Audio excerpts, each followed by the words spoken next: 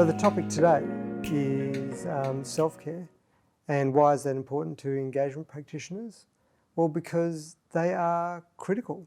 They are at the front line dealing with complex situations, working in scenarios where they really need to be at their best to deal with what's coming at them. And we need every engagement practitioner we can get in the profession because of the work that they're doing. Unless the practitioners are at the top of their game, they can't help the organisations they work for or their clients or the communities do what they need to do. Because I've got a background in counselling, in natural therapies, so I love nothing more than making sure that my friends and colleagues that do this work are doing it for the long haul, because it's lots of fun if you look after yourself, and we need more people. I think there are three things that I really want to focus on. The first one is that coping isn't well-being, that there's a really big difference between coping and getting through a day or getting through life and actually feeling well and vital. Our bodies are incredibly resilient, and actually they're incredibly adaptive. And that's a great thing, but it also can be a bit of a downside, because we can be getting used to things and not noticing that our level of vitality and well-being is dropping. So, for example, I used to love nothing more than biscuits towards the end of the day because my energy levels would absolutely tank, or having a drink at the end of the day. And they were all really useful coping strategies. They helped me get through, but actually they weren't contributing to my well-being. They weren't contributing to my vitality. And so I needed to ask myself, is what I'm doing normal, or is it just something I've gotten used to? To begin to explore this difference between whether something is normal or whether it's something you've just gotten used to, it's just got to start with honesty. But honesty without guilt, honesty without judgment. If you're feeling like you need to do certain things to cope, do those things. It's not about making yourself right or wrong. It's not about then beating yourself up because you feel like you need to have a drink or eat this or do that or exercise or not exercise or whatever it is. The first point is just to be honest, to go, actually, I'm doing something to cope. That at least opens the window to have a bit of an exploration as to what might be next. The second thing you might like to consider is your baseline.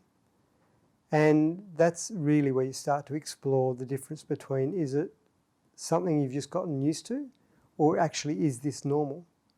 And what I mean by that is, if you remember your level of vitality from, say, like childhood, there are things that you've done in your life, and we've all got our own pressures that we have to deal with, both work and family, that might mean that that level of vitality is different to how it is now. So that means our baseline has shifted. So what you could actually do is go score out of 10 or so to go, well, what is my baseline at the moment? What is my level of vitality? What is my level of clarity? How consistent are my energy levels? And then just check in on that from time to time. Because if that drops, then it may mean that you're actually adding coping strategies and not actually building on your well-being. Organisations kind of do this all the time. We seem to get used to a level of stress and then just add more stress on top of it because we're now used to that level. Baselines is about stopping the drop and beginning to build more resilience. Third thing around beginning to play with the difference between coping and well-being is the fact that is self-care, is actually starting to take those little steps that you might do. And it's never going to be a magic bullet. It's never going to be a single thing. It's never going to be a certain milkshake. You know, there's that saying of, you know, smoking one cigarette won't give you cancer, but eating one carrot won't cure it. You know, like actually self-care are the small steps that we take each day that actually support us. And that's what we're going to explore a bit more of. This is a tricky area because there's so much press and trendy stuff around detachment and meditation and all those kinds of things. But it's actually really quite simple. And what it's about is about recognising that there's a difference between not giving a damn and not getting swept up by what's going on around you. I turn up to work day in, day out, and I love what I do, and I put myself in really complex situations. And now, more often than not, I'm pretty good at staying detached, whereas that wasn't always the case. There was a consultation I did a number of years ago where I was working with a development, and the impacts on the local community were pretty significant. So as part of doing the engagement and running the workshops, I actually went and interviewed the community, a whole number of members of the community, just so I could get a better feel for what was going on. And the more I heard their stories, and they weren't good stories, like they were really stuck in a really bad situation, the more sympathy I fell into, or even the more empathy I had for their position and their plight. What that meant long term was that when we came to the workshops, I was gone. I actually wasn't very useful at all to them, the community members, the people I was trying to support, and also the client and the organisation I was working with. What it meant was when the emotions started flying, I was hooked. And so I wasn't actually able to offer the interventions that actually would have reduced the emotion and supported people to share what they needed to share. How do we build detachment? The reality is we can do it in a number of ways. And the first way is we just need to admit that we are sensitive. We need to admit that things in the world around us can affect us. Because when we don't admit it, the reality is it still affects us. It just runs around in our body causing havoc, draining us, making us to be reactive, getting us to be snappy, getting us to eat certain foods or drink certain things that all kind of help contribute to devitalizing us. So unless we're willing to admit that first and foremost, then we can't go to the next step, which is about then going, well, why? Why did I get hooked? So in the example that I had, where that community, where I really got hooked with that community story, it was my need to be liked, and it was my need to do a good job that meant I actually became too invested in the story and wasn't offering the support that I knew I could have offered. The second thing to consider around detachment is that it's actually not about you. There can be so much going around in workshops and in community consultation forums, and a lot of it is directed at us, but it's not actually about us. So recently I was in a workshop where we were 300 community members, regional community. They'd lost their medical centre. They were really concerned. They were really anxious about the loss of their medical centre. And I felt for them. Like, I can imagine it was an ageing community. I can imagine the anxiety that we're in.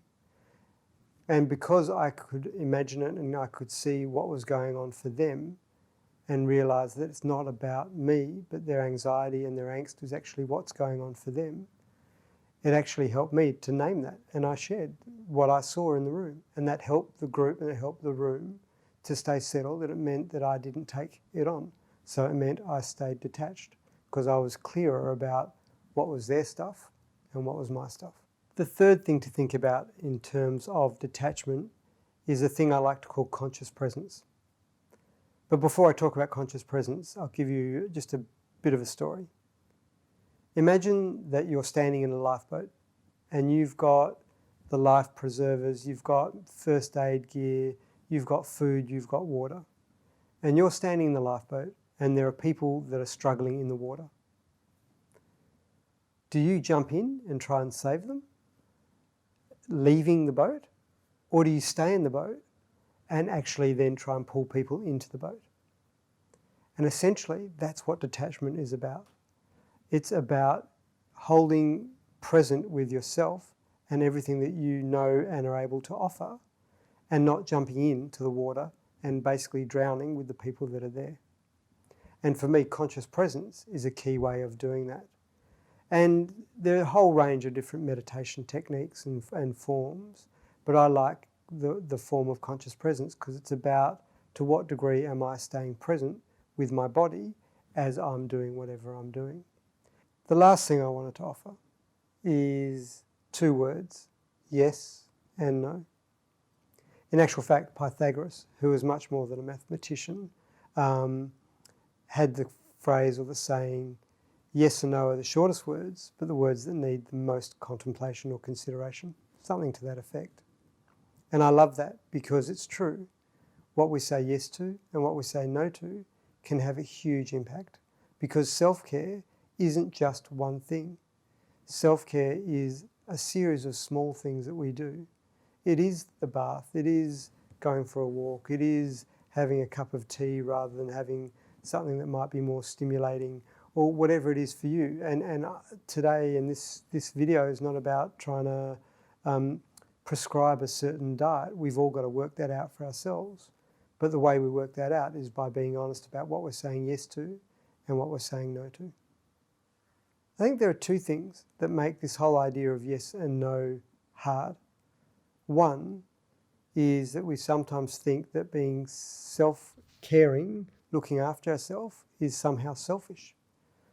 But the reality is there's a reason why airlines say fit your mask first before you help others, because actually that puts you in the best position to help others.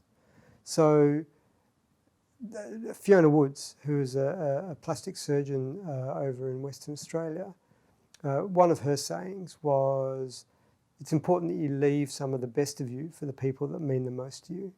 And we need to do that. We need to take care of ourselves so that we're actually present and available for our entire life, not just for the 9 to 5.